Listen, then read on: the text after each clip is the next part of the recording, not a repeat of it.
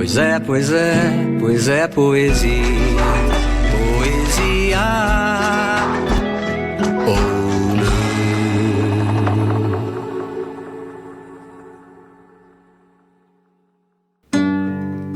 Ele nasceu em Ourinhos, São Paulo, em 1932. Foi diretor, ator e apresentador. Seu trabalho se destaca por uma abordagem ousada, criativa e, acima de tudo, provocadora, contribuindo para a renovação cênica no Brasil entre as décadas de 1960 e 1970. Formado em Filosofia e Jornalismo pela PUC, Pontifícia Universidade Católica do Rio Grande do Sul, em 1957, inicia sua carreira artística no teatro universitário, onde atua como ator e diretor.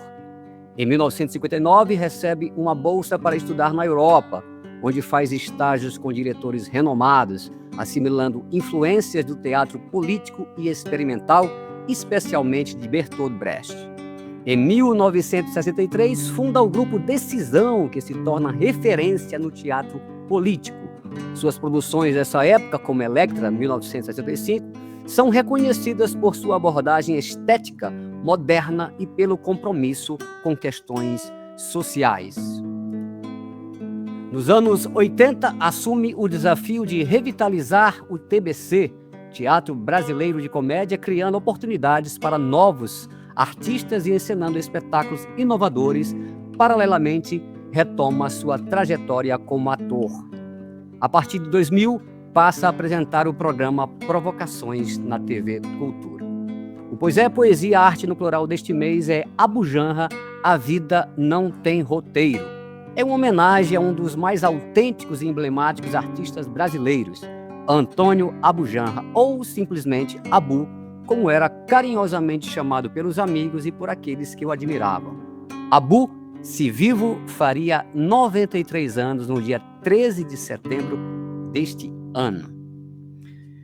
Na apresentação do livro Antônio Abujamra, Rigor e Caos, organizado por Márcia Abujamra, o saudoso Danilo Miranda diz o seguinte: Abu portava-se como grande incitador que foi, evidenciando características que moldavam sua personalidade, sua persona pública, inteligência, sagacidade e humor peculiar. Experimentou os palcos e os bastidores, atuando como diretor, ator, explorando as facetas e intersecções possíveis em cada posição. Sua vivência extrapolou os espaços cênicos teatrais, com marcante presença na televisão e no cinema. Eu sou Reinaldo Bessa, sou músico, poeta e escritor, e este é o Pois é, Poesia, Arte no Plural. Sejam todas e todos muito bem-vindas, bem-vindos. Bom, ela é diretora de teatro, roteirista, curadora e produtora de seus próprios espetáculos e de eventos nacionais e internacionais. É mestre em estudos da performance pela New York University, doutora pela Escola de Comunicações e Artes da Universidade de São Paulo, ECA-USP, e pós-doutora pela Universidade Federal do Estado do Rio de Janeiro, Unirio. Foi curadora e produtora da exposição Antônio Abujamra, Rigor e Caos, realizada em 2018 no Sesc Ipiranga. Seja muito bem-vinda, Márcia Abujamra. Querida, por favor, tudo bem? Muito obrigada pelo convite, estou muito feliz de estar aqui falando dele. Que bom, que maravilha. Bom, vocês tem essa iniciativa de fazer esse programa sobre ele, nessa data, este mês. Para mim é uma honra, eu sou, como as pessoas que me conhecem já sabem, eu sou fã do Abujamra, do Antônio Abujamra, do Abu. Eu estou aqui com o seu livro, ó, Antônio Abujamra, Rigor e Caos, né? Um livro muito bonito, com muitas fotos muito bonitas, muitos textos, depoimentos emocionados, alguns roteiros, pequenos roteiros, flyers de algumas peças, a época, de 60 e 70 ali, além, claro, de diversas outras coisas dessa edições Sesc São Paulo. Li e reli, e confesso que o seu texto ali explode coração, na página 293. Ao final, madrugada. Exatamente, então nós vamos falar sobre isso, porque como dizia o Abujamra, esse programa vai ser uma merda mesmo, entendeu? Então, Então, tudo bem. Então, tudo bem, vamos lá. Eu já perdi aqui o roteiro aqui, ele já caiu, já sumiu da minha frente, mas já vamos lá.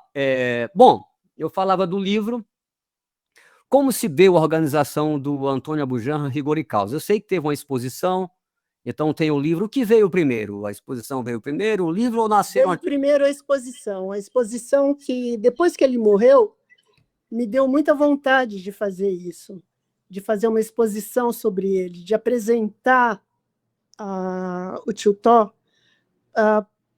para quem não conhecia e também rever algumas coisas dele para as pessoas que conheciam dele.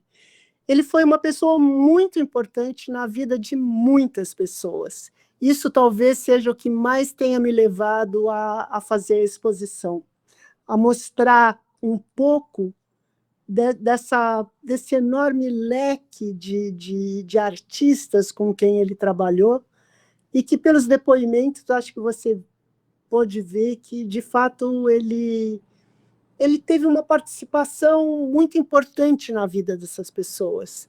Depois da exposição, depois que eu fiz a exposição, eu também me dei conta de que foi a minha maneira de dizer tchau para ele,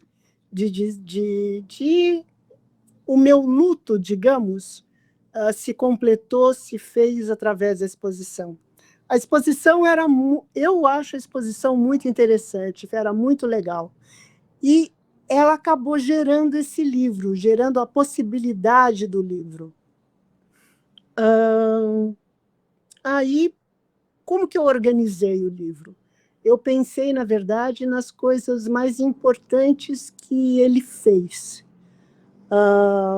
que ele se propôs a fazer, que ele fez. E foi a partir disso que eu escolhi as pessoas que escreveriam os textos sobre ele e os assuntos que cada uma delas trataria nos seus textos. Então, foi assim. Não sei se eu te respondi. Não, sim, não, os relatos são todos muito tocantes, né? Eu tenho ali o relato da Cláudia Abreu, enfim, diversos, todos os relatos, né? Enfim, dela sentindo medo de assumir ali o papel, mas o Antônio Abujamra, inclusive, deu um papel inusitado para ela achava que era um, e foi um outro papel. Bom, Márcia, podemos dizer, então, que, em essência, organizar um livro sobre o Abu é uma provocação, né? Não deixa de ser uma provocação.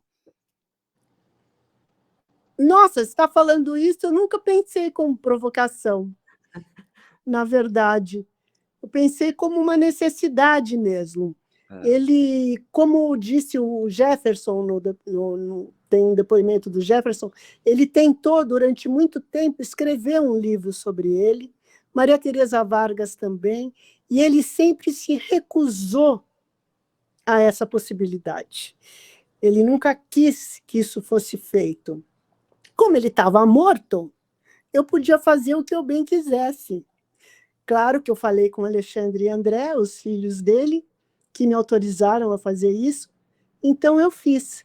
Então eu achava que o livro ia acabar ocupando um espaço que ele não tinha permitido que existisse em vida.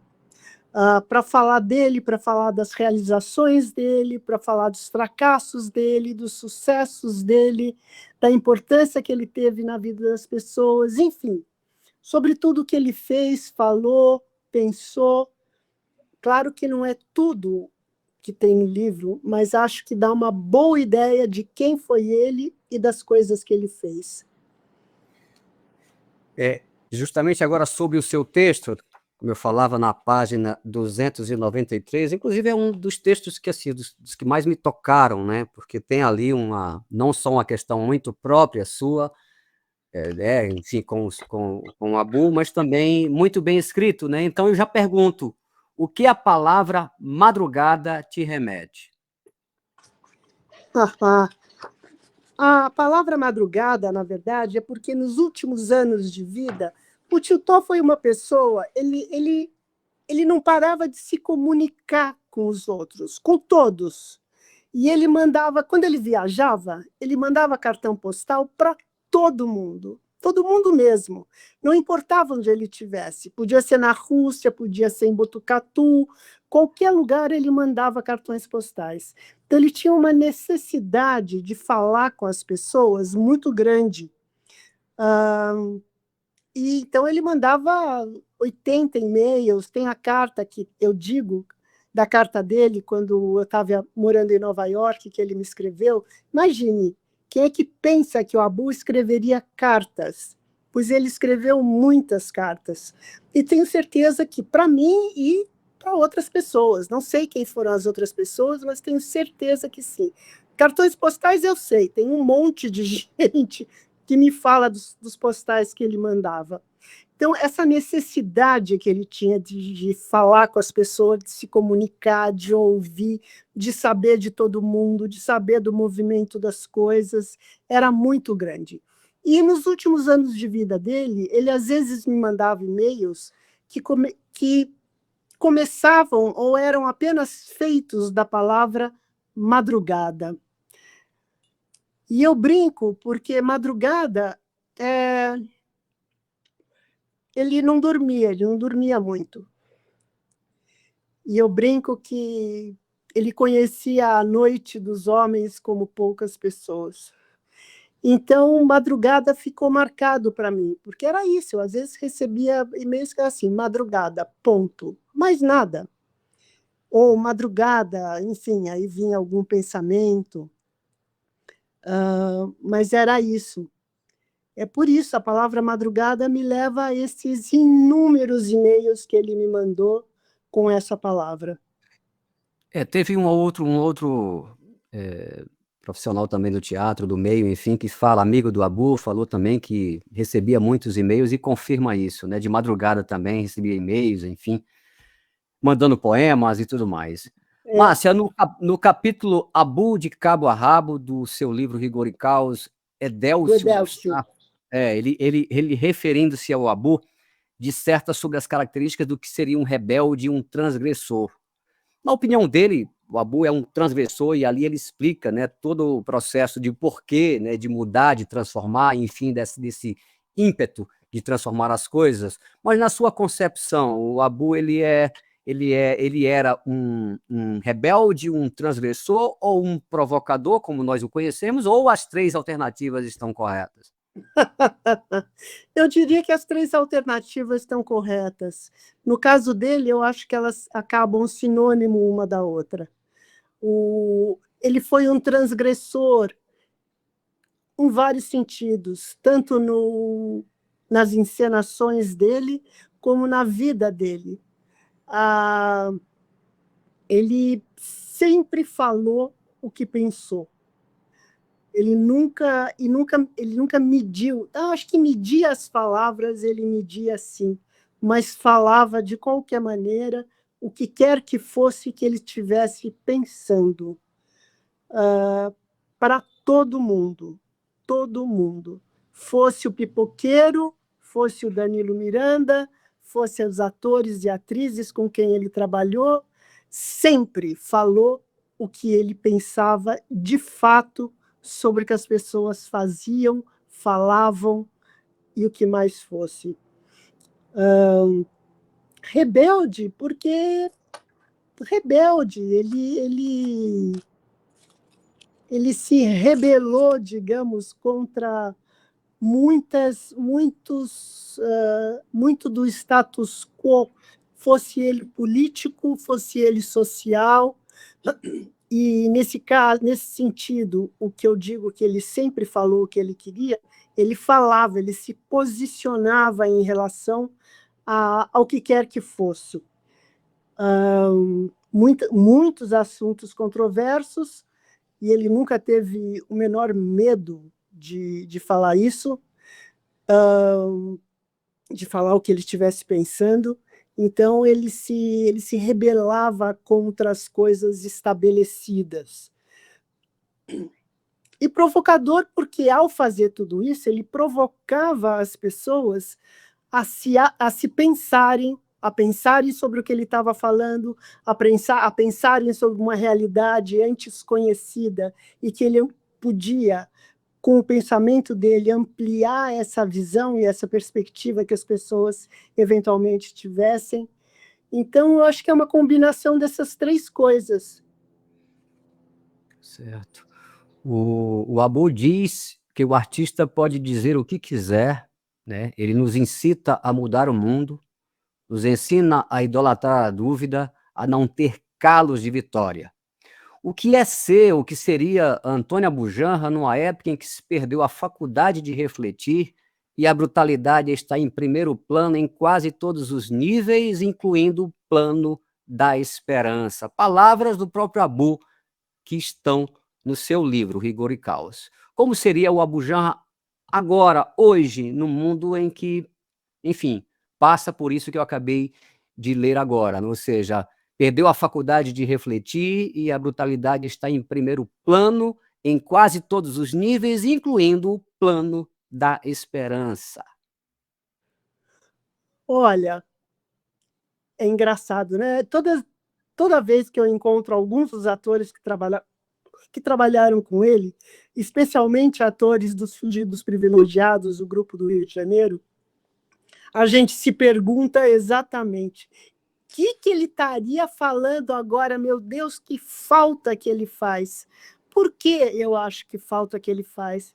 Porque eu acho que ele estaria, de alguma maneira, denunciando tudo isso, denunciando todo esse processo que a gente está vivendo, denunciando esse Congresso podre que a gente está vendo, tomando atitudes impensáveis não, porque são bem pensáveis, mas absurdas, né?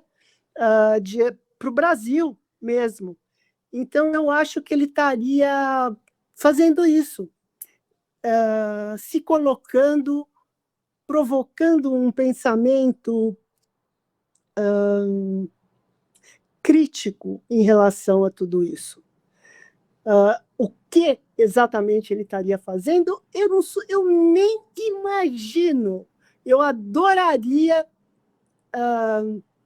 saber o que ele está fazendo. Eu sei que ele estaria fazendo muita coisa, estaria se colocando violentamente contra esse processo todo que a gente está vivendo de abuso de poder, e estaria nos chamando para fazer as coisas que a gente deve fazer o teatro que a gente quer fazer. Então, eu acho que eu não consigo responder melhor que isso, assim, porque eu acho que, de fato, ele era surpreendente nas colocações dele.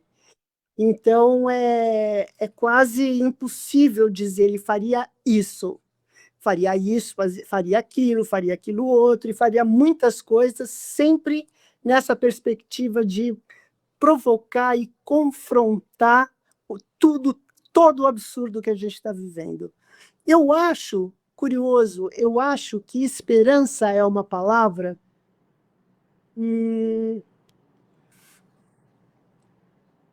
é porque esperança, de alguma maneira, joga para o futuro, né? E ele vivia muito o presente dele de tudo, enfim, era no presente que ele atuava. Mas se ele não tivesse esperança de que as coisas podiam acontecer e que, de alguma maneira, afetaria as pessoas, ele não faria. Eu acho que ele não faria. Então, por mais que seja estranho, eu acho que ele tinha esperança de que as coisas podem mudar e dependem da gente. O Abud, acredito, estaria fazendo o que ele sempre fez, né? Sempre, na época da ditadura, enfim, sempre lutando, fazendo, denunciando, mostrando, enfim, Exatamente. provocando, né? Então, realmente faz uma grande falta, porque é uma brutalidade mesmo e uma desesperança mesmo. Márcia, na TV Cultura, durante a gravação do programa Maísa Estudos, né? Diante do grande silêncio da cantora, resultado de uma pergunta do Abu, pelo menos é o que eu li, né, sobre isso, o famoso corta solicitado pelo Abu, nunca falou tanto num programa de TV. Um corta que seria para terminar uma cena, na verdade, potencializou aquele momento mágico de reflexão da cantora, da Maísa. Eu era um menino de calções curtos, tá? Mas me lembro muito bem do programa. Eu fui ler depois sobre os bastidores, enfim, de que isso realmente aconteceu. E foi um momento mágico, é o que todo mundo fala, José Celso fala também muito disso, né? Esse momento é um daqueles, Márcia, no que diz respeito ao Abu, que podemos chamar de rigor e caos ou de som, beleza e fúria. Eu acho que é som, beleza e fúria. E ele ficou muito impressionado nesse programa, porque a Maísa, de fato, se embriagou, porque ele começa o programa, ele coloca uma garrafa de uísque na frente dela e diz, bebe. E ela bebeu. Ela ficou bêbada, completamente bêbada, e no final do programa ela sai meio cambaleante e tal, e vai se debruçar sobre um carro.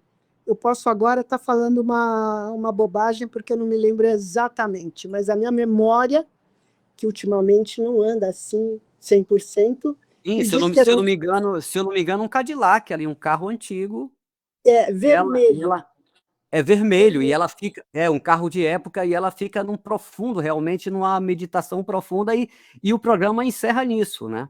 Aliás, Isso. ela cantando, ninguém cala dentro de mim, uma coisa assim. Eu lembro muito desse momento, né? Eu fui ler E sobre ele os ficou bastidores. muito passado, assim, emocionado, impressionado, porque ela morre num carro vermelho. Hum. Então, de alguma maneira, isso tocou ele profundamente. Essa coincidência de, de fatos, vai ela terminar o programa debruçada sobre um carro vermelho e morrer em um carro vermelho. E é interessante que dizem, né, sobre isso, dizem que ela estava sóbria, totalmente sóbria, é o que dizem, né? Acho que é uma Brasília vermelha, se eu não me engano, um carro Fusca, não lembro agora. Até ela Márcia, estava sóbria na morte dela. isso, no carro, dirigindo o carro, no caso, Uhum. dirigindo o carro. No programa ela estava super alcoolizada, sim, isso é fato. É, Ela já chegou, dizem que ela já chegou bem alterada. Márcia, isso. o, o Abu Janra, agora uma pergunta mais provocativa, porque tem tudo a ver, o programa é homenagem ao Abu Janra, não poderia deixar de ser uma pergunta inusitada, uma pergunta absurda, enfim, não Opa! poderia deixar de existir. Não poderia deixar de existir. O Abu Janra que fez tantos roteiros para tantas montagens e remontagens, direções de espetáculos, se ele tivesse conseguido fazer o roteiro do espetáculo da vida, como você acha que seria esse roteiro? Olha, eu acho, na verdade, que o espetáculo da vida dele talvez tenha sido o Hamlet. O Hamlet que ele fez 5 vezes do Giovanni Testori. Era o mesmo espetáculo, ele evidentemente meteu a mão no texto do Testori, como ele sempre fez em todos os textos que ele dirigiu, mas eu acho que era um texto, era uma peça que falava diretamente as coisas que ele queria falar. Então, eu acho que, de alguma maneira, ele fez esse espetáculo que você está falando. E ele existe nessas 5 encenações do Hamlet dele. O primeiro Hamlet, que foi só com homens, tinha um coro, que aí sim era um coro que tinha mulheres, inclusive Denise Stoklos fazia parte desse coro, já tinha isso. No segundo Hamlet que ele fez, era um Hamlet só com mulheres. E o Rei Cláudio era feito pela Tânia Bondezan. Ela chegava, a apresentação do Rei Cláudio começa assim: buceta ou poder? Buceta ou poder? Entre buceta e poder, o poder. Sempre e somente o poder. E ela começava o texto dela assim: brasileiros e paraguaios. E aí vinha esse texto que eu acabei de falar. Então ele ia sempre colocando, fosse textos outros que ele achava que tinham a ver com o espetáculo, e ele fez isso muito no Hamleto. Então, eu acho que ele fez esse espetáculo, sabe? E esse espetáculo foi o Hamlet. Olha, que interessante, ainda bem, então não foi uma pergunta tão absurda, foi provocadora, né? Então ele fez. Ele Eu fez. acho que ele fez. Agora, Márcia, para finalizar, querida, para finalizar, e eu já agradeço imensamente sua participação, mas prepare-se agora, prepare-se. Opa, lá vem! Prepare-se. Márcia, o que é a vida? Ele diria: a vida é uma causa perdida. Não me venha, não E a me venha com esse negócio felicidade de é uma causa ideia perdida. dele. Não me... O que é a vida? Não sei mais, eu já não sei mais o que é a vida. A vida é amor, a vida é companhia, a vida são as coisas que você faz sempre em busca de uma expressão, de uma crítica, de um... Enfim, isso. Com todos os obstáculos e percalços que isso vai te colocando ao longo do caminho. Mas é um caminho que a gente tem que ir fazendo da melhor maneira possível. Faz. Eu lembro, ele falava, teve um dia, todo sábado a gente almoçava na casa de uma tia minha, irmã dele, e por lá passaram inúmeras pessoas. Eu lembro da Fernanda Montenegro comendo uma feijoada incrível. Lembro Ítalo Rossi, enfim, muitas pessoas passaram por esses almoços. E essa minha tia foi perdendo a memória, foi ficando muito velha e perdendo memória, perdendo o sentido das coisas. E também, toda vez, depois do almoço, a gente jogava buraco ou tranca. Sempre. Aliás, a vida é jogo. Se tem uma coisa que eu diria é essa: a vida é jogo. A gente está jogando o tempo inteiro.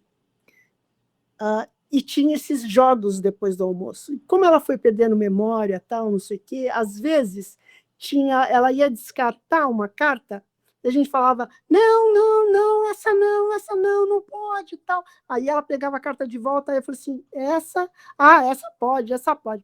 E era tristemente divertido. E eu falava assim: ai, meu Deus, às vezes me dá vontade de fazer um curta sobre esses jogos. E ele só olhou para mim e falou: faz. Então, essa ideia do fazer, do faz, não pensa, faz. Ou melhor, pensa fazendo.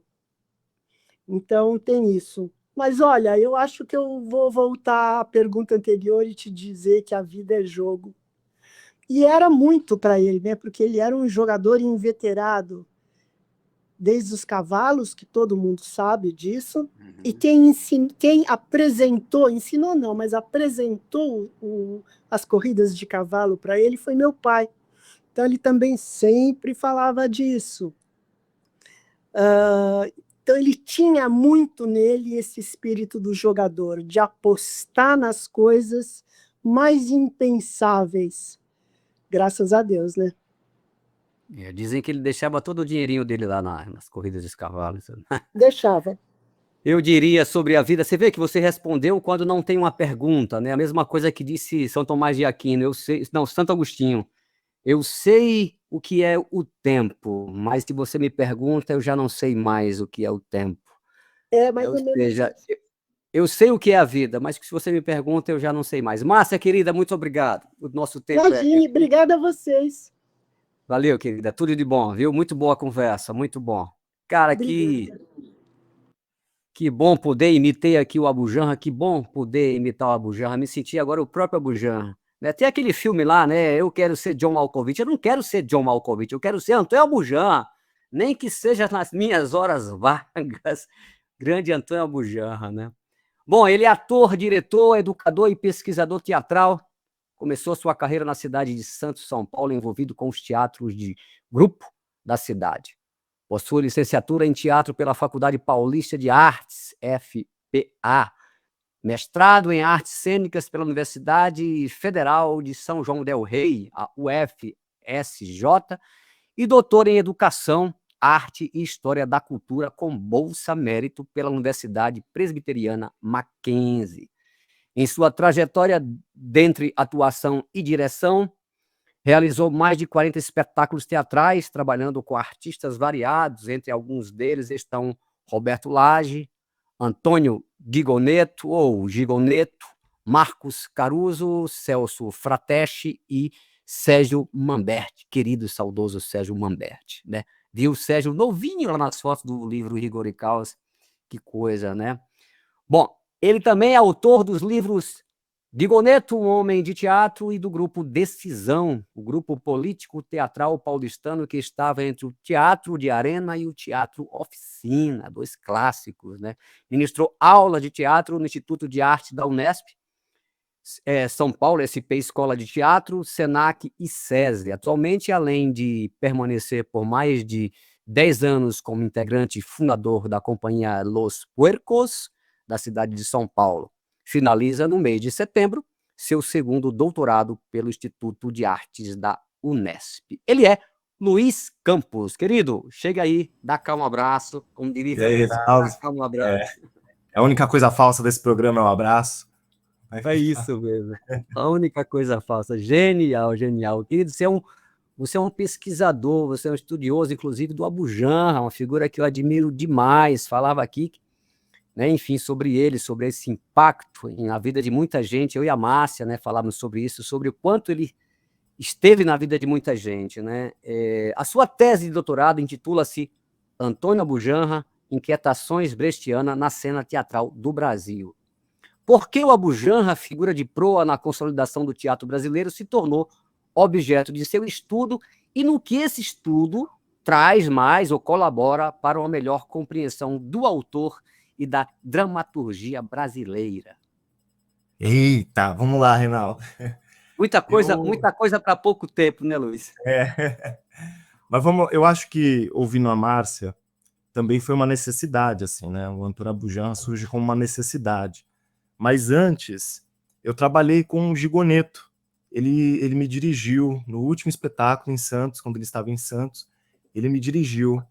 E ele conversava muito, conversa de bar, e ele foi unha e carne de Antônio Abu Janra. Eles eram muito amigos. E ele me contava muitas histórias.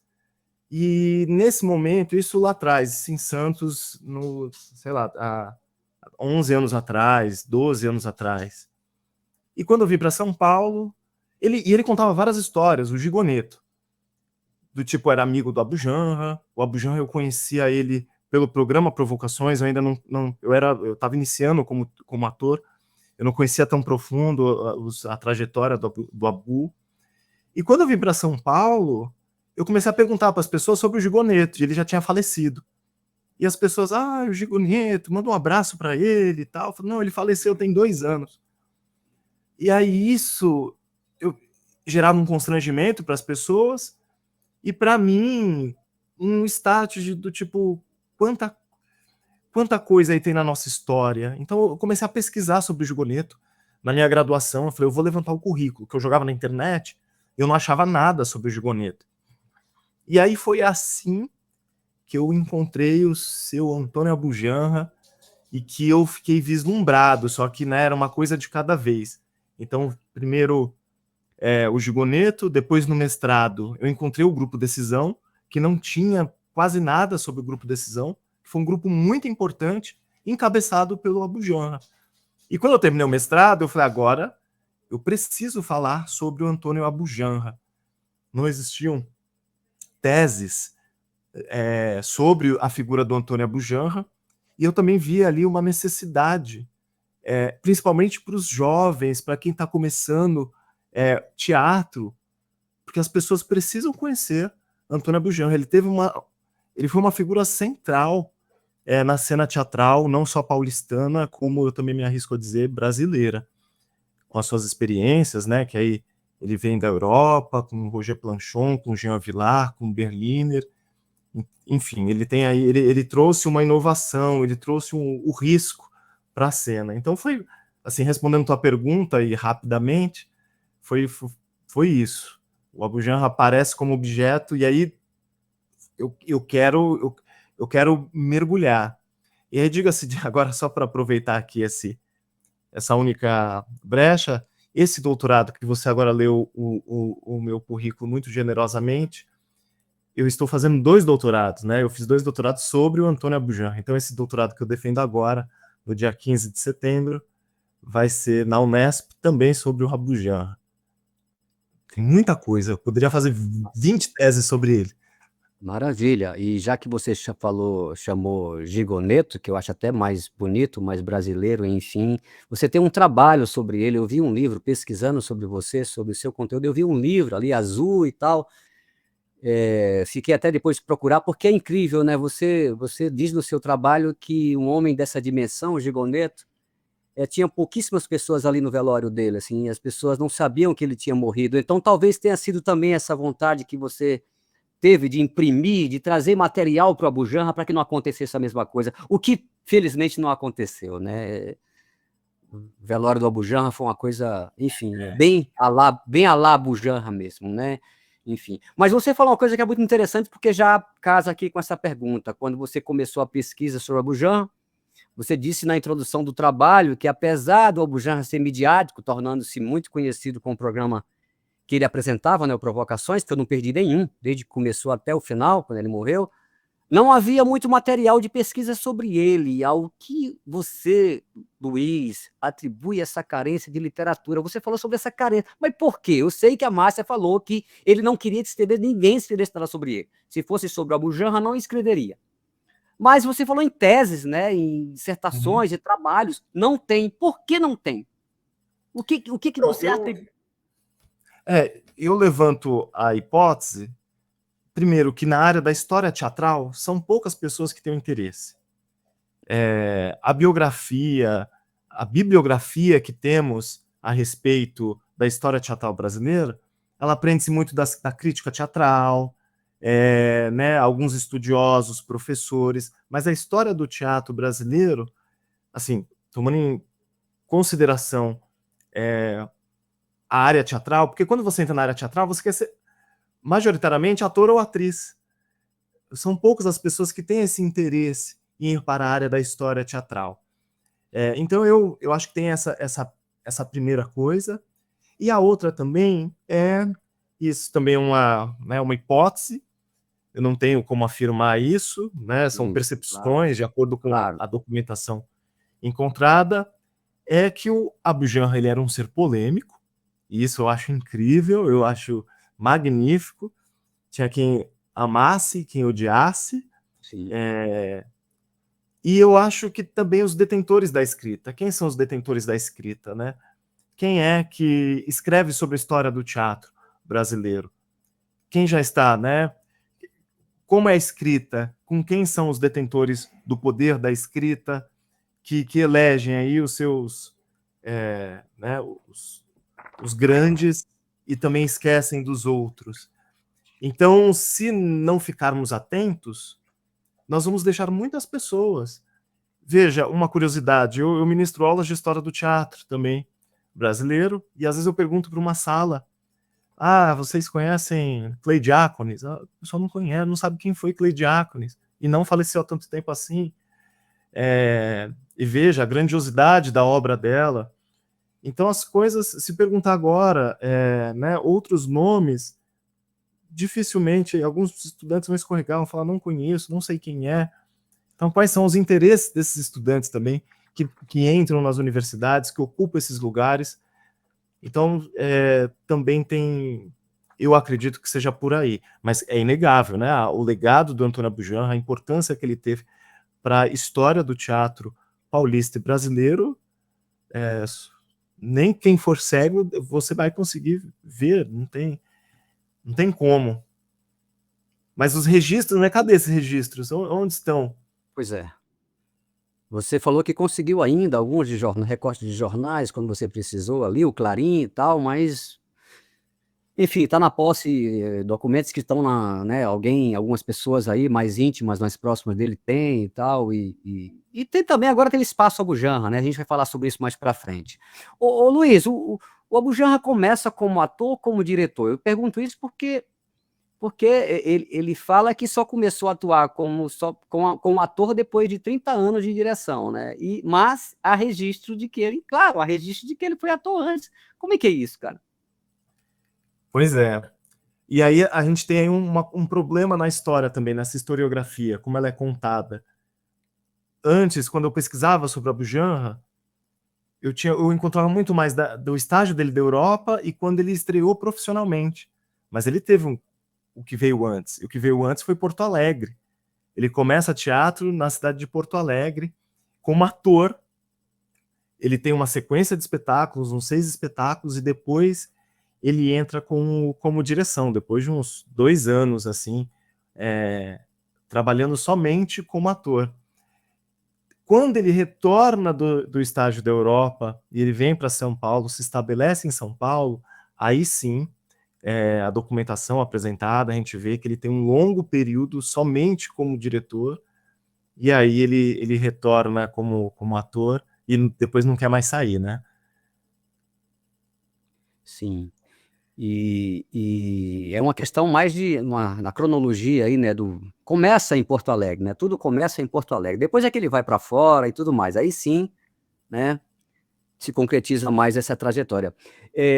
Luiz, ao mesmo tempo em que o Abu Janra pregava, aspas, mudar o mundo, romper com tudo que pareça abstrato, fecha aspas, dizia também que o grupo Os Fodidos Privilegiados não queria um teatro com o prazer duvidoso de mudar o mundo.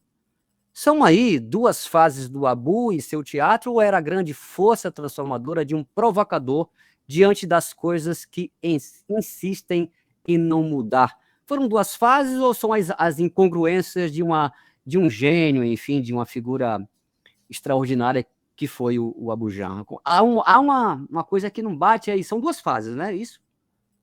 Eu ligo a uma só. Assim, eu faço a leitura de uma só. De ele ser inquieto, de ser que não está contente com as formas já pré-estabelecidas. Então, sim, ele metia a mão mesmo em todos os textos que ele montou. Ele ia na contramão do que estava se fazendo, por exemplo, na década de 60. Quando você fez a pergunta para a Márcia, né, a respeito do que ele estaria fazendo e tudo mais, na década de 60, em 1963, ele monta Sorocaba Senhor, que o próprio Sérgio Manberti me disse que o Abu Janra foi profético, porque ele coloca o pau de arara em cena, antes da ditadura civil-militar. E então ele continua, e eu percebo, eu fiz essa análise na tese de doutorado, eu pego cada década e faço uma análise, né, um panorama, e eu percebo que ele, em todas as décadas, por mais que seja um texto realista, dramático, ele dava um jeito de ir na contramão do que ele acreditava. Ele tinha identidade, ele tinha impressão dele digital muito bem definido. Então ele não ficava conformado, ele nunca ficou conformado. Inclusive, ele sai de Porto Alegre para ir para a Europa porque ele estava inconformado com a cidade, com os pensamentos dele, ele queria mudar a cabeça dele. Ele vai para Madrid, primeiro ele vai para Madrid, depois ele vê que a cabeça dele tá a mesma coisa, ele viaja, mochila, vai para a França, e aí quando ele começa a sentir que a cabeça dele tá mudando, ele fala que eu vou ficar, que foi com Jean Vilar, Roger Planchon e no Berliner Ensemble. Então veja, isso, todas as décadas, ele tem essa característica. O próprio programa Provocações, né, se a gente vê hoje, né, ele assumia, ele não tinha vergonha de falar, né, se a audiência era baixa, se era alta, que ninguém tá vendo, dá logo um abraço, né, a única coisa falsa nesse programa. Ele ia na contramão do que a hegemonia, vamos dizer assim, do que já estava estabelecido. Isso foi uma característica, ele era um ser inquieto, muito inquieto. Você sabe, no seu trabalho também tem o episódio lá das críticas, né, do Décio de Almeida Prado, enfim, de que o Abu estava brestinizando, né, os textos, enfim, o Raízes principalmente, né? Vocês têm ideia, pesquisando, e é muito bom ter uma pessoa que conheça a fundo essa história da Bujanra, enfim, o trabalho, vida e obra. Você tem ideia de como ele reagiu a esse tipo, a essa crítica, sendo a Bujanra, tipo, eu tô nem aí, ou, enfim... Eu acredito que também está, porque ele insistiu nisso. Inclusive, quando ele fala, né, dos fracassos e sucessos, que depois viram um jargão, ele fala isso muitas vezes, ele está se referindo a isso, porque ele tomou muita pancada. Foi muitos fracassos aos olhos da crítica. Porque quando ele voltou da Europa, ele estava com um espírito brechtiano. O Roger Planchon, ele era conhecido como brechtianizador, de colocar questões sociais, de fazer com que o público saia diferente de como ele entrou na sala de espetáculos. Então, a Bujanra, veja, na década de 60, o pessoal conhecia Bertold Brecht apenas os textos dramáticos, mas as praxes, né, as teorias, as práticas do Brecht na prática, o Abujamra foi uma das pessoas, um dos pioneiros a beber dessa fonte e vir para o Brasil. Então ele não conseguia mais fazer o teatro, aquele teatro realista, aquele teatro conformado, aquele teatro que não transforma o público que está vendo. Então veja, né, o Abujamra ele vem, e por isso que a crítica, o Décio de Almeida Prado, ele vem, né, não só o Décio, mas outros críticos, João Apolinário, o próprio o Sábato, Décio, Bárbara Eliodora, são críticas assim muito pesadas, mas que também não tinham esse olhar que hoje, por exemplo, temos para o teatro. Então eu vejo ele como muito à frente, ele estava muito à frente do que se fazia na época, enfim, e ele insistiu. Ele poderia, né, se recolher, se dobrar à hegemonia, ao que estava fazendo, mas não. O que eu gosto desse programa, Pois é Poesia, é que, magicamente, algumas perguntas acabam se concatenando com a seguinte, né? Você falava justamente sobre esse teatro transformador de consciência política, brechtiano mesmo, de utilizar o palco para, enfim, conscientizar. Aí eu pergunto, na sua visão, como podemos fazer um teatro de transformação social e conscientização política, brechtiano, hoje, numa sociedade de likes e selfies? Eita, é uma pergunta complexa, porque... Uma pergunta que a Bujanra talvez faria, e quem fizesse. E que, por exemplo, eu tenho um grupo de teatro, a Celos Puercos, que a gente faz essa pergunta, né? O que queremos falar hoje? Qual que é, né? Como vamos atingir esse público? Qual será a nossa estratégia? Mas eu acho que é muito, Reinaldo, a gente está ligado ao nosso presente histórico, estar atento às coisas. E qual que é a minha função? Utilizar, eu acho que o Abujamra também fazia isso, e eu também tento, na minha trajetória enquanto ator e diretor, utilizar o teatro como ferramenta de luta. Porque às vezes num bate-papo a gente não consegue conversar com um parente que tem uma ideologia ao contrário da nossa. Mas às vezes, através de uma peça de teatro, isso seja capaz de realizar. Então eu acho que hoje, como é possível, a gente está ligado ao nosso presente histórico. Eu fiz um espetáculo há 3 anos atrás, que bem na época do bolsonarismo, que falava sobre o movimento dos trabalhadores rurais sem terra, do MST, e porque nós víamos a necessidade, porque era tanta coisa, tanta besteira que era falar, que nós precisamos descriminalizar este movimento que é tão criminalizado. Sim. Mas isso é possível estando atento às perversidades dessa nossa sociedade. Porque senão, né, eu poderia, né, escolher e tudo bem a gente fazer também algo apenas para entreter, que eu também talvez nem acredite que exista isso. Mas pensando genuinamente apenas só para entreter, você poderia, é muito válido. Mas um teatro próximo do que o Abujamra buscava e parecia que queria, eu acho que nós temos que estar ligados. Eu acho que, eu dei o exemplo, né, de Sorocaba Senhor, que o Mamberti, o Sérgio Mamberti, querido também, que faria aniversário agora em setembro, disse que ele foi profético porque ele estava atento às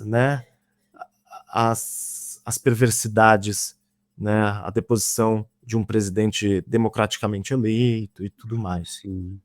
O Sérgio Manberti é de que dia de setembro? Eu acho, eu não. Não, tudo bem, não tem problema. Eu vou te fazer mais umas 3 perguntas, vou te puxar um pouco mais de você, porque eu li teu trabalho inteiro, e de uma ponta a outra, da capa, como diria o Abu Janra, e realmente, por ser o Abu Janra e por ser um trabalho tão profundo e tão bem feito, eu acabei, enfim, criando várias perguntas aqui, né? O Abu, como diz o Zé Celso, de novo, no livro da Márcia Abu Janra, Rigor e Causa, o Abu pariu segundo Zé Celso, o Abu pariu inúmeras companhias de teatro. Além disso, uniu artistas, fundou e manteve grupos e escolas de arte dramática, fez pontes do teatro com a televisão, e isso com reflexo no cinema brasileiro e até na música. Misturou gêneros diversos, dialogou com músicos, entre muitas outras coisas. O que ainda perdura hoje, Luiz, como reflexo dessas ações do Abu e companhia no teatro agora? Eu acho que o Abu era uma pessoa muito inspiradora, muito cativante. Basta ver o programa Provocações, que isso é o mais próximo, né, que a gente consegue com tanta facilidade. Ele é muito encantador, assim, de você querer ter perto, de você querer, das provocações, das perguntas, do tirar, né, o exemplo com a Maísa, enfim, o que ele fazia com os textos. Isso faz com que, para os artistas, isso dê um fôlego. Eu acho que o Abu Janra deu muito fôlego, muito fôlego para muitos artistas. A forma com que ele idealizava o que eu quero dizer, Luiz, é que eu entendo, mas eu quero dizer que todos esses grupos, esses teatros, eles fecharam, né? Esses grupos se dissolveram, cada um seguiu o seu caminho, a maioria foi trabalhar uma emissora famosa, enfim, do Brasil. O que ficou disso? Claro, ficou o incentivo, ficou o fomento, ficou o estímulo, ficou a paixão que ele deixou, mas de mais de concreto, né? O Teatro Oficina, depois da morte de Zé Celso, enfim, é mais sobre isso, entende? E agora, tá, entendi. Eu acho que outros coletivos, eles, eu acho que a gente bebe muito do que já foi feito. Eu acredito que o Abu Janra, com todas as suas criações, por exemplo, o Grupo Decisão, ele terminou muito rápido. Foi na década de 60, foi um grupo que foi de 63 a 68, 67. Ele tem um curto espaço de tempo e muitas produções. A existência hoje, né, do que o Abu Janra, inclusive, ele falava uma coisa muito interessante, que ele é de uma geração de diretores. Hoje em dia isso não acontece mais. Aparece uma pessoa interessante aqui, outra ali, mas não uma geração de diretores. E eu acho que isso está ligado fundamentalmente a rastros da ditadura civil-militar, a rastros desse projeto intencional de acabar com cultura, de acabar com, né, de dificultar. O que nós tivemos, a ditadura ainda não foi passada limpa, a ditadura civil-militar.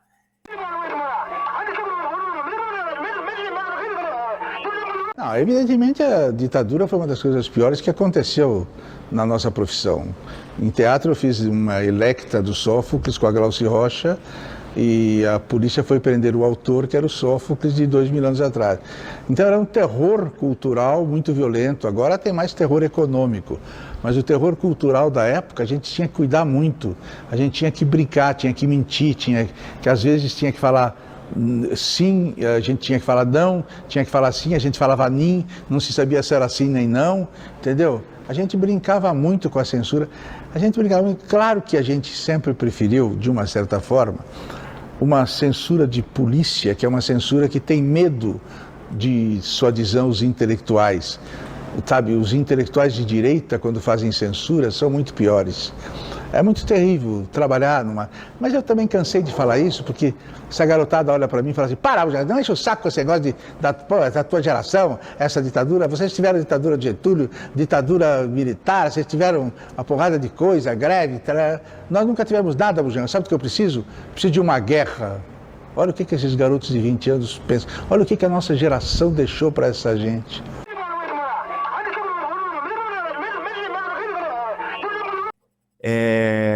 Hoje em dia, para um grupo sobreviver, um grupo teatral sobreviver, que fale, por exemplo, sobre do MST, então, veja, qual vai ser o edital, ou qual vai ser a empresa que vai querer patrocinar o meu espetáculo que eu queira falar sobre o MST, ou qualquer outro. Então, veja, eu acho que isso também faz parte de um me fugiu a palavra aqui. Eles desmantelaram, né? Isso foi proposital. E até hoje eu acho que se tem uma tentativa de ter aquele bloco, porque a década de 50 foi maravilhosa. Aqueles grupos, o Teatro Oficina, o próprio Amir Haddad teve muita dificuldade para ter o grupo Tá na Rua no Rio de Janeiro. Então são muitas exceções. Eu acho que né, o grupo Tuov, também aqui de São Paulo, que veio depois do grupo Oficina, que é também da década de 60, se não me engano só tem esses dois grupos da década de 60 ainda vivos, e mesmo assim, né, precisou sambar. Então eu acredito que isso seja consequência dessa nossa cultura de desmantelar, essa cultura perversa. De desmantê-lo mesmo, né? Enfim, agora, uma pergunta que tem muito a ver com essa, você já respondeu algumas coisas, mas eu curioso, enfim, saber como é que anda o teatro hoje. Você que é ator, pesquisador teatral, enfim, tem essa aproximação muito forte com o grande diretor que é o Bujan. Como que você vê a produção do teatro que é feita hoje no Brasil? A pergunta é aquela pergunta bem chata, mas que deve ser feita, né? Porque tem, por exemplo, tem um similar do Grupo Decisão hoje, ou tem algo próximo, ou a proposta é totalmente outra?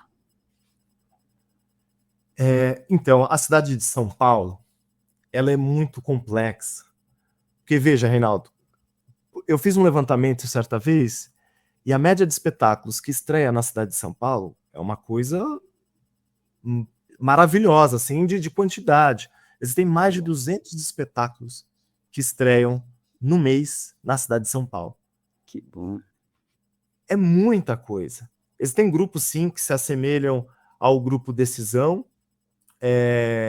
ou até, por exemplo, ao Teatro de Arena, ao próprio Teatro Oficina. Evidentemente que não são, né, são parecidos nas suas ideologias. Então, por exemplo, a ideologia do Grupo Decisão era fazer um teatro socialmente engajado.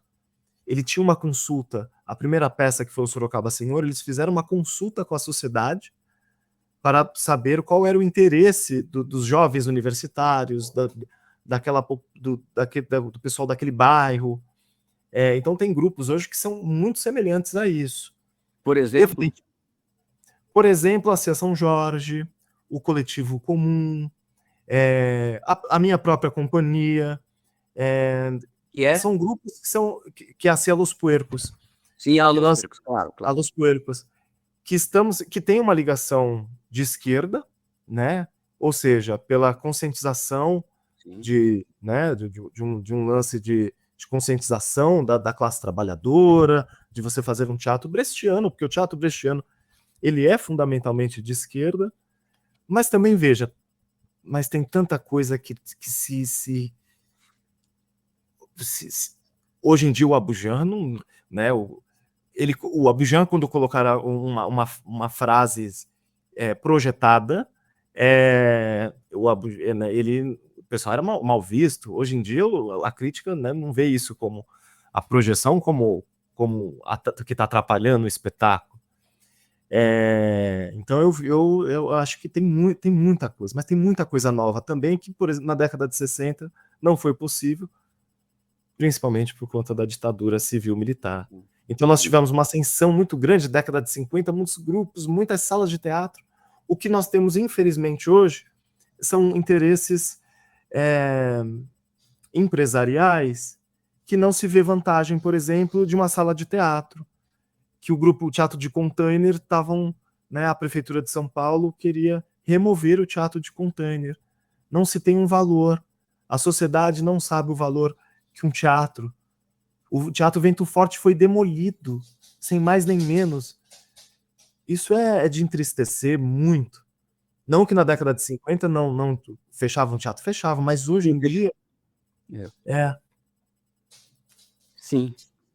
Mas é diferente, né? Existia ali naquela época existia um propósito, uma luta, o inimigo ali visível, enfim. Hoje o inimigo é invisível, né? Mas, no entanto, tem a mesma força e tal.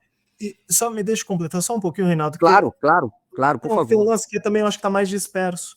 Hoje, por ser tantos grupos, também parece que a classe não consegue, a categoria teatral não consegue ser tão unida quanto foi, por exemplo, década de 50, 60. Nós somos unidos. Nós temos um movimento de teatro de grupo aqui na cidade de São Paulo, que é onde eu tenho mais propriedade para falar, mas nós temos mas ainda não contempla, não estamos falando da categoria, né, como um todo, ou na maioria, porque hoje em dia teatro, né, temos o performático, o realista, o pós-dramático, o musical, o infantil, o teatro de boneco, de animação, enfim.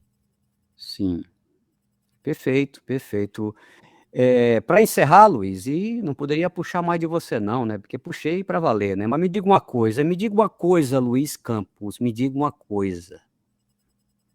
O que é a vida? Reinaldo, você sabe que você faz um grande sonho, né, de responder, porque todos os programas que eu assisti, eu falo, Eu faço um grande sonho de perguntar. É muito bonito, assim. E aí agora, né, a gente não sabe o que responder, mas eu acredito que a vida é o agora. É o agora, é o que estou vivendo agora. É o que estou sentindo agora. O que já foi, eu vivi, né? A vida ficou lá atrás e se eu ficar pensando é o que eu vou viver, mas ainda não vivi. Então é o agora, é o que eu estou fazendo agora, desse meu tempo tão precioso que talvez eu não sei se eu vou ter amanhã, sei lá.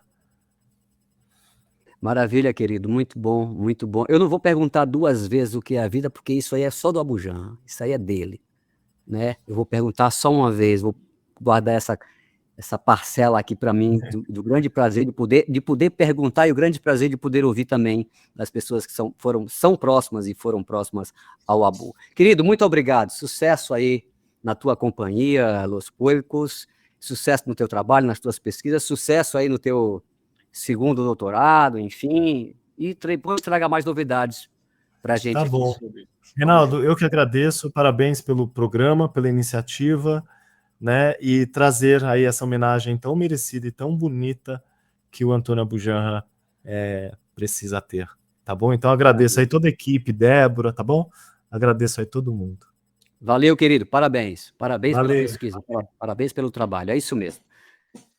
Um dos produtores do nosso Poesia e Arte no Plural, o Marcelo Abud, traz agora uma dica para você que deseja pesquisar ou conhecer melhor o universo de Antônio Abujamra. Você sabia que o acervo Antônio Abujamra está aberto à visitação e pesquisa em São Paulo? Inaugurado 4 anos após a morte do diretor e dramaturgo em 2019, o espaço reúne mais de 10 mil objetos e fica na Unidade Brás da SP Escola de Teatro. Entre os arquivos estão centenas de CDs e DVDs, milhares de livros e mais de 3 mil peças escritas por vários autores, e também algumas pelo próprio Abujamra. Há ainda raridades como cartas, cartões postais, programas de espetáculos e roteiros de teleteatro, além de DVDs do programa Provocações, que o Abujamra apresentou até a sua morte em 2015 na TV Cultura. Todo esse material está disponível para consulta e visitação do público. Basta que você agende pelo telefone 11 3121 3200. 11 3121 3200. O acervo Antônio Abujamra fica na Unidade Brás da SP Escola de Teatro, localizada na Avenida Rangel Pestana 2401 e com fácil acesso pela Estação Brás. Maravilha! Quem quiser conhecer, então, produtor e professor Valdemar Jorge, ou simplesmente Dema, como é conhecido, é formado na ECA USP, onde, depois de concluir o curso numa das primeiras turmas, passou a trabalhar na instituição como professor. Por muitos anos, trabalhou na TV Cultura, fazendo musicais, teleteatros, programas jornalísticos e infantis. Deu aula também na Unip e Oswaldo Cruz. Foi ainda fotógrafo, criou 3 filhos, escreveu um livro sobre a Inesita Barroso, além de artigos e crônicas. Há 15 anos trabalha na Noturna Filme e Vídeos, fazendo programas e documentários para outras emissoras e agência. Dema, querido Dema, chegue aí, dá cá um abraço, como dizia o Luiz, ou o Abujamra, é a única coisa falsa nesse programa, dá cá um abraço, tudo bem? Como que tá?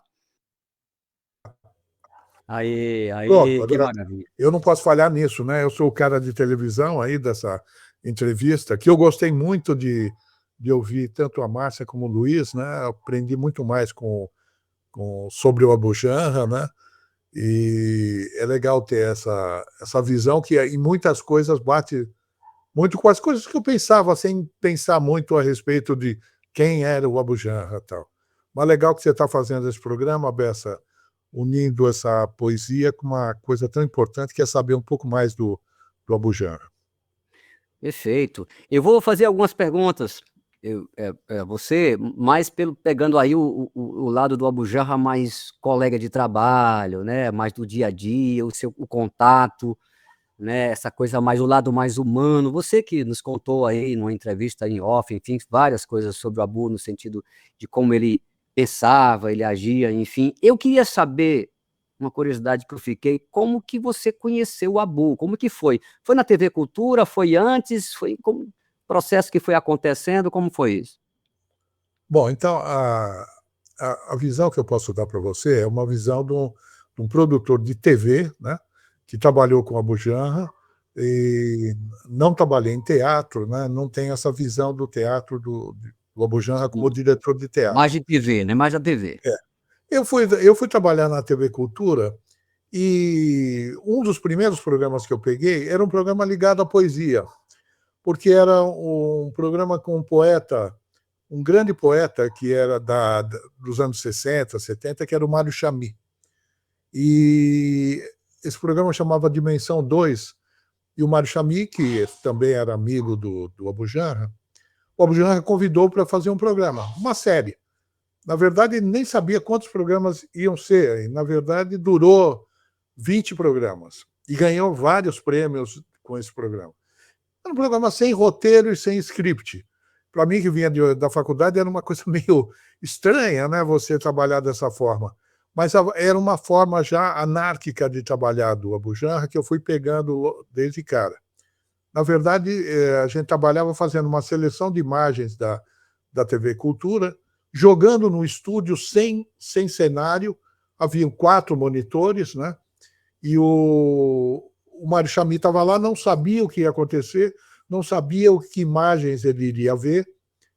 E, na verdade, e o Abujamra do lado dele, empurrando ele para cá, para lá. E ele olhava as imagens e ficava surpreso, surpreendido com as imagens, e a partir daí ele começava a falar sobre o que ele estava vendo, e com a visão dele de poeta, interpretando, dando uma interpretação bem pessoal daquilo. Por exemplo, o Abujamra pedia que não fossem imagens que tivessem relação fácil, sabe? Uma favela, um prédio de luxo, uma coisa rica, uma coisa pobre, uma coisa assim, uma coisa... Não, procurasse imagens que não tivessem uma relação fácil, né? Então, algumas coisas.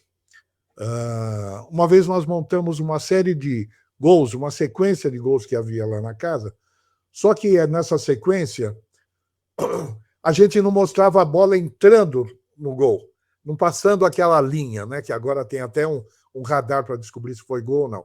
E a locução do narrador também era: a bola vai avançando, vai dar. E não falava o gol. E isso, uma sequência de 10 gols que não acontecem. E aquilo lá chocava, né? E o Mário Chami começa a assistir, é provocado pelo Abujamra, e ele começa a falar: olha, é uma coisa que não acontece, é um coito interrompido, é um amor sem... é um ato sexual sem orgasmo, né? E ele começou, a partir daí, criar toda uma comparação que fazia com que o programa tivesse um charme de você pensar em coisas que você não pensava ou não fazia isso. Outra coisa que ele fez usando até o próprio futebol, estava vendo uma Copa do Mundo nessa época e lá a gente não tinha os direitos para transmitir a Copa. Então a gente colocou, como tinha um telão na Praça da Sé, nós fomos com uma câmera e pegamos o povo vendo o jogo. Só caras de pessoas, né, em plano geral, assistindo o jogo e sofrendo, né? As pessoas assistindo o jogo sofrem, ficam felizes, choram, gritam, né? Tem entusiasmo e tal. E a gente pegou essas imagens e colocou numa edição para o Mário Chami ver, só que não tinha áudio de lá. Tinha uma valsa tocando. E ele não sabia exatamente o que era aquilo, né? Não tinha menção nenhuma a futebol. Começou a falar da reação humana, do homem, a mudança de emoção e não sei o que lá. Então, vocês imaginam que era assim. E o meu primeiro contato com a Abujamra foi nesse programa, a princípio, sem uma estrutura muito bem fixada, que foi ganhando com o fazer, né? E chegou a 20 programas e, no fim, foi premiado, era admirado entre as pessoas na própria emissora, nos próprios profissionais, né? Esse é o meu contato com o Abujamra, de cara entrando na anarquia do Abujamra. Maravilha. Acho que foi o Hugo Giorgetti que disse, depois que o Abujamra morreu, que, enfim, de uma época que, mesmo depois de ter dirigido o Abujamra várias vezes e trabalhado com ele vários anos, ele ainda não conhecia muita coisa sobre o Abujamra, devido ao Abujamra ser aquela pessoa mais fechadona, aquele universo muito particular do Abujamra. Eu pergunto, Dema, como é que era trabalhar com ele? Existia aquela coisa, muitas pessoas tinham medo dele, era um frasista temível, né? Enfim, era um cara inopinado, inusitado. Como é que era? Era fácil trabalhar com ele? Não era? Tinha momentos melhores, momentos bons? Como é que era trabalhar com o Abujamra, cara? Olha, você precisava entender o Abujamra, né? Primeiro lugar. Primeiro passo. Eu acho que foi até falado pelo Luiz e pela Márcia, essa coisa do Abujamra, ele falava o que ele achava, o que vinha à cabeça dele, ele falava, ele nunca escondeu a opinião dele.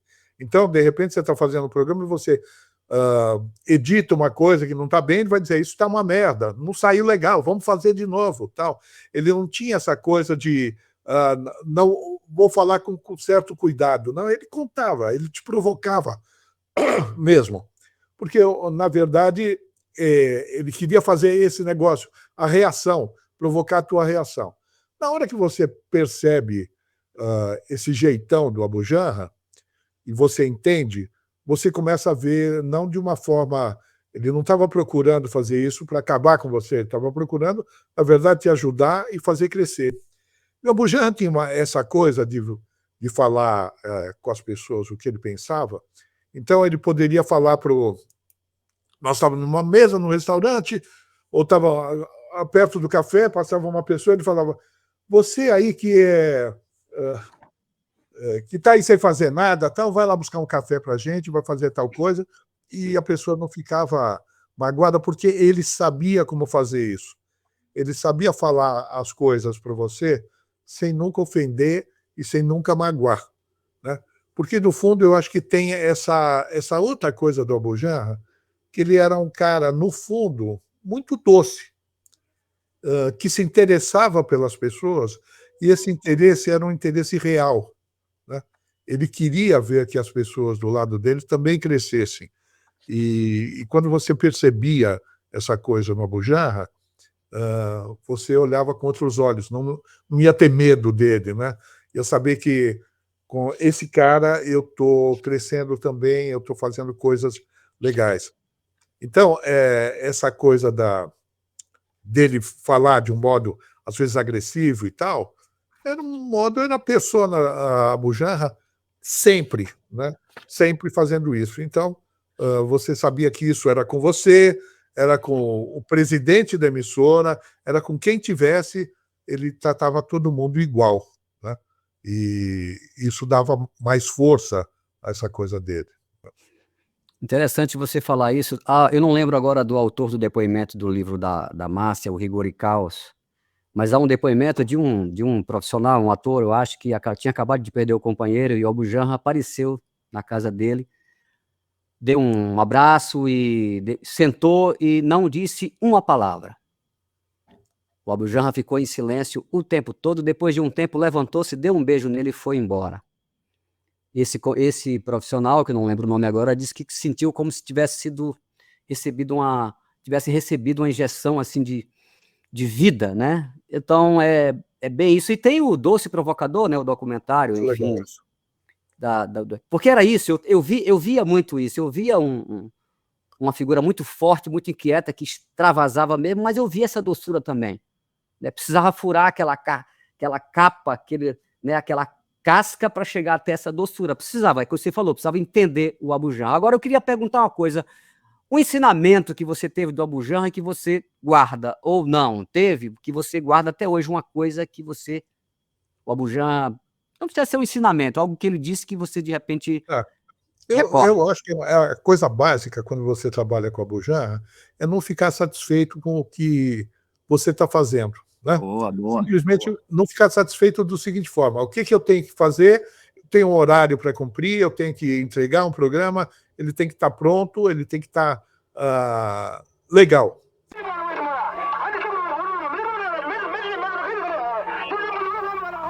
Nada é mais perigoso que a certeza de ter razão. É preciso idolatrar a dúvida. Mas se você não estiver satisfeito com isso, e se você achar no final de um trabalho, né, nós que produtor de TV faz muito programa de TV. Né? Tem uma coisa que eu vi uma vez, um produtor, não sei de que canal, ele estava comparando com o cinema, e o diretor de cinema falava: a televisão é um rascunho só, né? Mas TV, o cinema é uma coisa séria, né? Ele falava: olha, não é só um rascunho que faz TV. E, na verdade, a gente faz, durante uma semana, 3 horas de produção. A gente faz, por mês, o equivalente a 5, 6 longa-metragens. Né? A gente trabalha muito nessa coisa de TV. E, ao mesmo tempo, a gente tem aquelas limitações e obrigações de tenho que entregar no tempo, tenho que entregar dentro do orçamento, tal, isso é coisa que acontece. Mas o Abu Janra tinha essa coisa de, não, eu preciso fazer o melhor possível. E a outra coisa era, será que isso que eu estou fazendo é legal e está mexendo com a cabeça de quem está em casa? Ou simplesmente ele vai assistir e vai falar, bacana, né? Legal, e sair.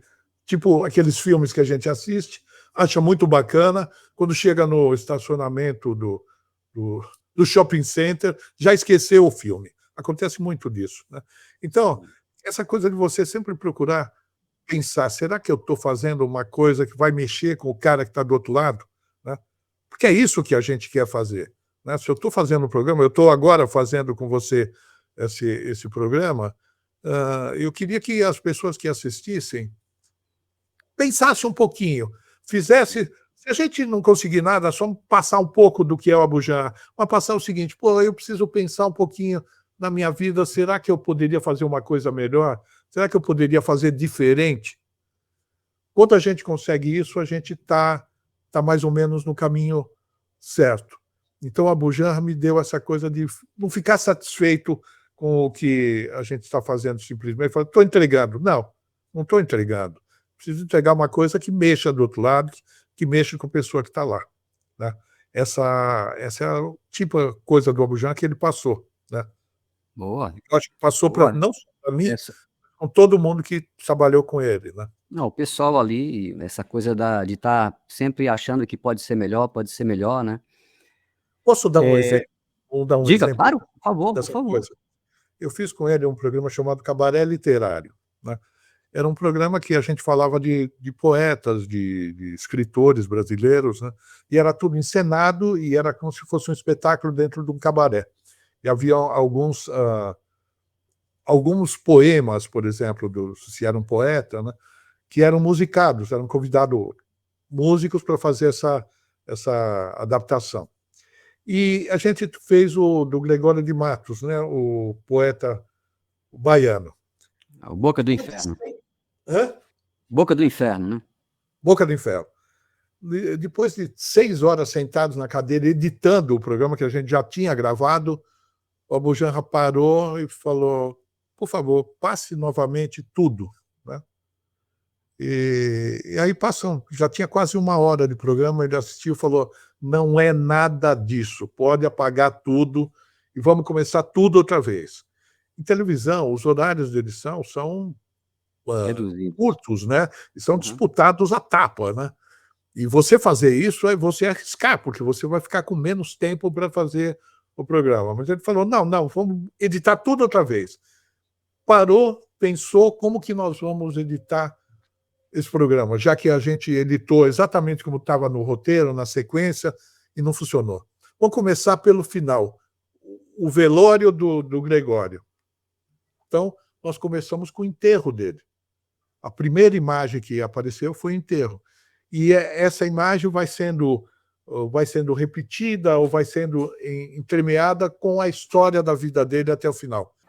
Pobre Gregório de Matos. É o fim do Boca do Inferno, quando virá um outro a terra. Pobre Gregório de Matos. Gregório de Matos, guerra. Tão bom poeta, lírico, satírico, moralista. Sacerdote, juiz, bacharel. Também boquinha de mel. Estás morrendo, Gregório.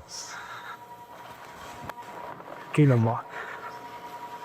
Morre, Gregório. Esquece o latinório, confessor de má sorte. Morre, Gregório.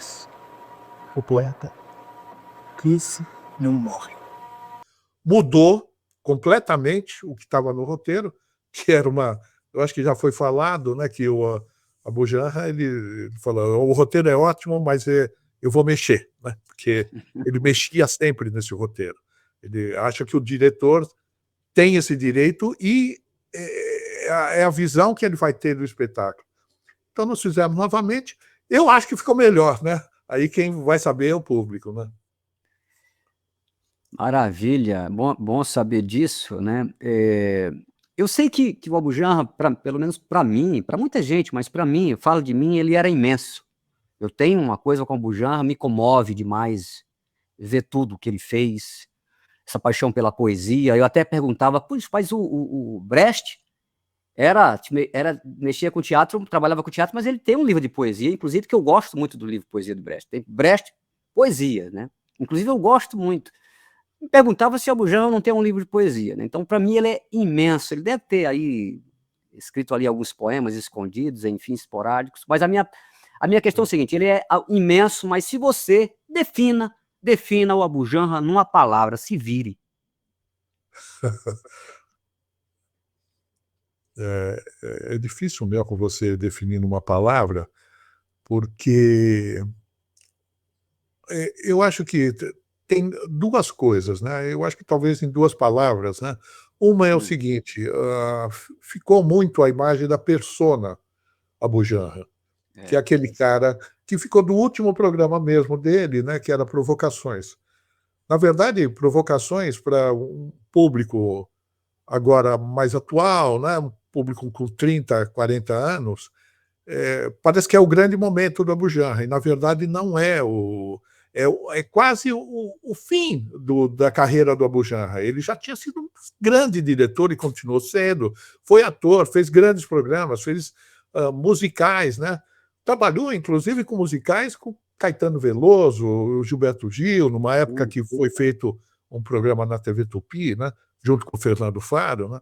Então, ele tem uma história antes. E tem essa história do provocador, que ficou muito flagrante, que era o que ele era, né, de mexer com as pessoas, mexer com o lado. Essa coisa ficou E essa é a persona do Abu Janra. Eu acho que a Márcia, né, que é sobrinha do Abu Janra, falou alguma coisa que dá uma outra dica do Abu Janra. Ela falou que nos sábados, né, tinha uma feijoada que ele levava as pessoas, depois eles jogavam baralho com a tia dela, tal. E o Abu Janra era esse cara muito família, né? Ele não era o cara de sair à noite, de beber, de ir em festas, de estar lá. Tanto que você vai procurar foto dele, você nunca vai ver ele em badalação, né? Ele era um cara que prezava essa coisa, né? Eu fui com ele uma vez na casa da mãe dele, e ele, antes de chegar, ele falou: a minha mãe está fazendo lá um quibe, e estamos chegando atrasado, mas o melhor pedaço ela vai guardar para mim. E os meus irmãos vão ficar muito sentidos com isso, mas eu não vou falar para eles, mas eu sei que o melhor pedaço ela vai fazer para mim. Então tem essa coisa até dessa família árabe, sabe? Dessa coisa dela trazer, né? Eu também tenho raízes árabes, né? Então via esse Abu Janra muito família. Então essa coisa dele ser, chegando na tua pergunta e tentando fazer a união para uma coisa só, ele tinha esses dois lados, e esses dois lados se juntavam, esse lado familiar dele com esse lado artístico e essa persona, essa coisa de provocar as pessoas para fazer coisas, se juntavam no modo de tratar as pessoas. Quando eu já falei aqui que ele podia dizer alguma coisa meio brava para você, ou apontar um erro, apontar com o dedo, apontar assim, mas você entender que aquilo que ele estava falando era para o seu bem. Ou não era uma coisa que ele estava falando por mal, né? Na verdade, ele estava preocupado com você. Por isso que ele estava falando aquilo. Então, eu acho que esses dois lados dele ser uma pessoa muito ligada à família, aos filhos, a mulher dele, que era importante para a vida dele demais, né? E o trabalho dele, que era um trabalho que todos achavam assim, é o artista que sai, que enfrenta, que muda as coisas, que faz o Hamlet de várias maneiras, tal, e faz a maneira Abu Janra, e consegue fazer isso e as pessoas conviverem com ele. É o lado ele juntar. O Abu Janra era um modo perfeito de juntar esse lado família e tranquilo, junto com esse lado anárquico e nunca tranquilo que era ele. Talvez. Que bom que você respondeu, mas era uma pergunta provocação, não dá para colocar Abu Janra numa palavra mesmo, aqui é só para provocar mesmo, essa é a ideia. Agora, Dema, o que é a vida? Já? Nossa. Bom, a vida foi falado agora há pouco, a vida é hoje. A vida é hoje. É o seguinte, eu acordei, tomei um café e comi um pão com manteiga que estava delicioso. Tinha uma geleia nova que puseram lá e estava maravilhoso. Aí eu saí, peguei um ônibus, fui para o trabalho e o ônibus estava vazio. Eu não precisei esperar muito tempo no ponto. Eu entrei, o cobrador falou comigo: olha, tudo bem, como vai, né? Cheguei no trabalho, estava tudo absolutamente legal. Falaram assim: olha, deu certo tudo que você fez aquele dia, ontem você deixou aí, está funcionando. Fui tomar um cafezinho e o café estava espetacular, sabe? Um café, a máquina de café deu um café muito bom. Eu voltei para casa feliz, estava tudo bom, estava tudo legal. Esse foi o dia, eu vivi o agora, eu vivi esse dia. Então, foi bom, o mundo é bom. Agora, eu poderia ter acordado e não esqueci de comprar café, não comprar o pão, eu ia ficar bravo com isso, e ia pegar o ônibus, ia chegar atrasado para o trabalho ia dar tudo errado, as coisas não funcionou, e não foi um dia bom. Mas o outro dia talvez seja. Então, a vida é cada dia que você vai vivendo, sabe? E essa coisa também que eu acho que foi falada da Márcia, que é você tentar melhorar as coisas que estão do teu lado. A vida toda é você tentar melhorar. Talvez você não consiga, mas eu acho que parte de você o seguinte: cada dia que eu viver, vou tentar melhorar, fazer o melhor possível, nas coisinhas pequenas, entendeu? Eu vou falar com o porteiro do meu prédio, vou dizer, pô, que bom, hoje o dia tá bom, você tá bem, eu vou passar a cumprimentar as pessoas na rua e tal. Isso vai melhorar o meu dia e o dia deles, né? E são coisas pequenas para melhorar. Então, isso eu acho que é tentar melhorar a vida, né? Maravilha, Dema, muito obrigado, querido. Chegou rápido, né? Terminou rápido, um papo super interessante, super descontraído, muito Não sei, rápido. tomara que eu tenha contribuído, porque eu não sou demais, pesquisador, mas eu... Dá cá um abraço, dá cá um abraço, Tá bom. que isso é a única Tchau. coisa nossa desse programa. Valeu, Um querido. abraço para vocês. E olha, Obrigado mesmo. sucesso no teu por aí, programa. viu? Sucesso. Bom, o Pois é Poesia não ficou sem a dica de leitura, tá? Então eu vou aproveitar para indicar o livro Antônio Abujamra, Rigor e Caos, organização da Márcia Abujamra, edições Sesc São Paulo. Um livro muito bonito, com muitas fotos icônicas aqui, enfim, depoimentos emocionados de diversos profissionais, colegas do Abujamra, trechos de roteiros, texto da Márcia, enfim, tem texto aqui do Zé Celso, do Danilo Miranda, que eu citei aqui na abertura. Então fica a dica de leitura do Pois é, dessa vez aqui, homenagem ao Antônio Abujamra, esse livro aqui, ó, maravilhoso, um livro lindíssimo, já li, mas vou ler novamente, vou ler com certeza com o mesmo prazer que eu li, acabei de ler agora, né? Aqui eu já deixo os meus agradecimentos a todos e a todas, a equipe do Pois é, né? Eu já sabia que o Abu era imenso, mas após a leitura desse livro de Antônio Abujamra, Rigor e Caos, de Márcia Abujamra, com todos isso que eu já falei, eu percebo que né, antes desse livro eu só via a pontinha do iceberg. Agora eu vejo todo o iceberg. Antônio Abujamra, como disse Caetano, é o mundo todo. Certo? Então, encerro esse episódio do Pois é perguntando a quem? A quem? Ao próprio Abujamra, ao próprio Abu.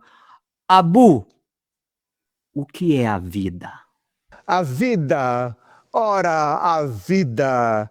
A vida é uma sombra ambulante, um pobre ator que gesticula em cena 1 hora ou 2, depois não se ouve mais. Um conto cheio de ruído e fúria, dito por um louco, significando o nada. Gostei.